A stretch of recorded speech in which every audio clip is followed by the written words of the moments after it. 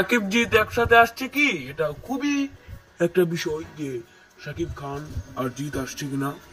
তুফান 2 লায়নের সাথে কানেক্ট।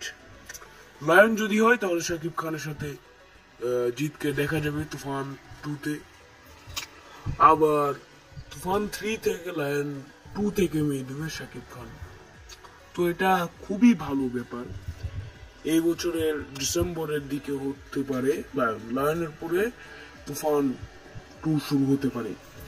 তো এটা খুবই ভালো ব্যাপার যে সাকিব জিৎ একসাথে আসছে। বাংলা ইন্ডাস্ট্রি ভালোভাবে এগিয়ে যাবে, 100 কোটি 200 কোটির ক্লাবে যাবে। এটা তেলেগু, তামিল এদের মতো একটা ইন্ডাস্ট্রি হয়ে যাবে।